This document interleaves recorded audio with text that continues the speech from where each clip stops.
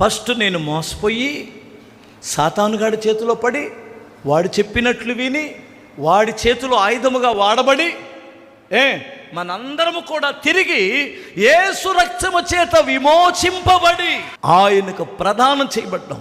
ఆయన త్వరలో రాబోతున్నాడు. మనల్ని ఆయన మధ్యాకాశములో అంగరంగ వైభోగంగా, అర్థమవుతండి, 7 సంవత్సరాలు ఆ వివాహ విందు జరిగిద్దట, గొర్రెపిల్ల వివాహ విందు. అందుకు సంఘాన్ని సిద్ధపరుస్తున్నాం. పాస్టర్ గారు, మరి ఇదేంటి నాయన, మీ దగ్గరికి వచ్చిన దగ్గర నుంచి అసలు గుండెల్లో ఒక్కోసారి భయం వేసిద్ది, ఒక్కోసారి గాయం అయిద్ది, ఒక్కోసారి హృదయం అంతా పిండేసినట్టు ఉంటుంది, మీ మాటలకి కడుపులో రగులుతుంది, కోపం వస్తుంది అంటే దాని అర్థం ఏంటి చెప్పనా? సున్నిపిండి, నలుగుపిండి బాగా చేసి ఏం చేస్తారు పెళ్లి కూతురికి? నీలో ఉన్న మురికంతా పోయి సూపర్ క్వాలిటీ, సూపర్ అందం రావాలి నీకు. ఆ మచ్చలు పోవాలి, ఆ డాగులు పోవాలి, ఆ పనికి మాలిన కోరికలు పోవాలి.